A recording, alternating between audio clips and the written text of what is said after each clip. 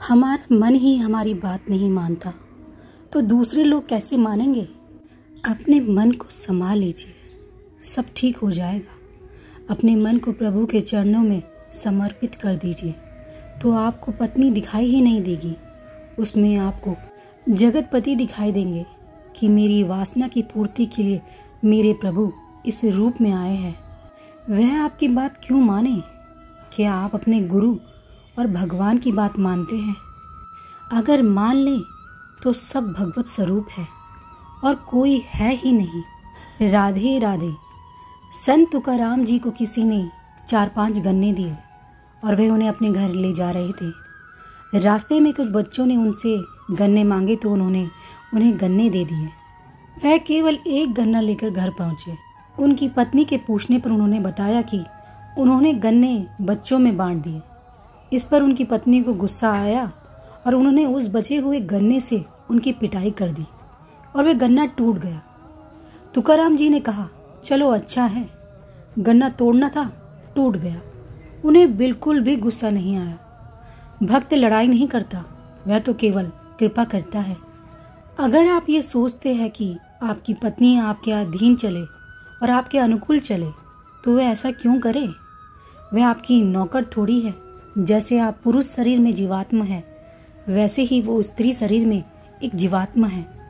उसकी भी कुछ मनोवृत्तियां हैं और आपकी भी कुछ मनोवृत्तियां हैं। अपनी मनोवृत्तियों को झुकाना सीखें, क्योंकि आप सत्संग सुनते हैं। इससे वे आपके प्रेम में अधीन हो जाएंगी। उन पर शासन करने का अधिकार आपको नहीं है। आप दोनों मित्र बनकर एक दूसरे की सलाह लेकर अपने कर्तव्यों का पालन करें। आपके भाग्य और कर्मों के कारण ही वह आपकी पत्नी बनी है। अब इस संबंध का निर्वाह करें। अगर प्रेम से बात नहीं बनती तो इसे वैसे ही सहन करें जैसे हम अपने शरीर के किसी रोग को सहते हैं।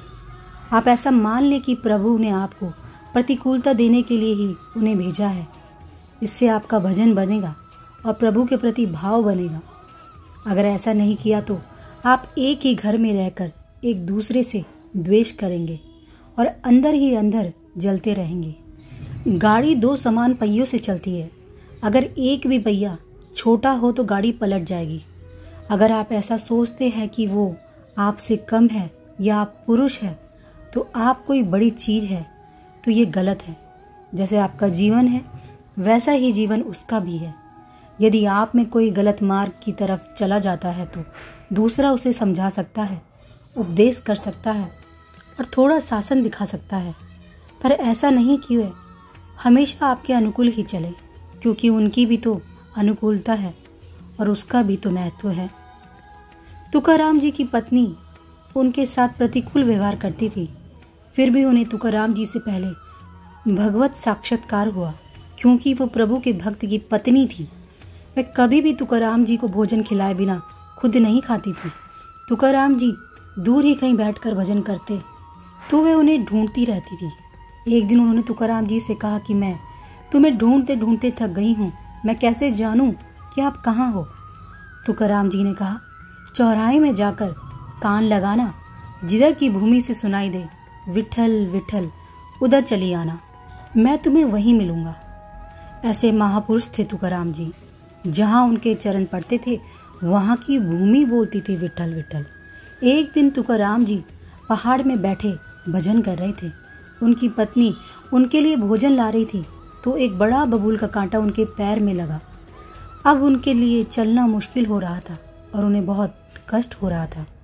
एक बालक उनके पास आया। उसने पीले वस्त्र पहने हुए थे और उसका श्याम वर्ण था। उसने उनसे कहा, मैं कांटा निकाल देता हूँ। उसने कांटा हाथ से नहीं निकाला बल्कि अपने दांत से पकड़कर कांटा निकाला। फिर उसने अपने पीले वस्त्र को फाड़कर उनके जख्म पर पट्टी बांधी। जब वे तुकाराम जी के पास पहुंची तो तुकाराम जी आज अपनी पत्नी का दर्शन नहीं कर रहे थे बल्कि एक महाभागवत के दर्शन कर रहे थे जिसे भगवत साक्षात्कार हुआ था।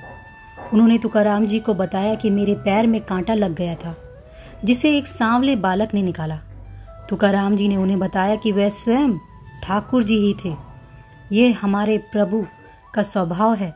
उनके भक्त से जो थोड़ा सा भी संबंध स्वीकार कर देता है, उसका आदर करता है, तो प्रभु स्वयं उसकी सेवा में लग जाते हैं। आप भजन करें, भक्ति करें तो आपके संबंध से आपके जीवन साथी का स्वभाव और जीवन दोनों परिवर्तित हो जाएंगे। किसी से भी द्वेष ना करें। ऐसा मान लीजिए कि ये आपका ही कोई बुरा कर्म है जिसका फल आपको भोगना पड़ रहा है। अगर प्रभु चाहे तो अभी ही आपका जीवन साथी आपके अनुकूल हो जाए, फिर आप उसके राग में बंध जाएंगे। ठाकुर जी बड़े कृपालु है, वो आपको राग में फंसने से बचा रहे हैं, भजन में आगे बढ़ने का मौका दे रहे हैं और आपके बुरे कर्मों का भी नाश कर रहे हैं। इसीलिए लड़ाई झगड़ा ना करें और एक दूसरे के साथ भगवत भाव में रहें। जय श्री राधा, जय श्री हरिवंश।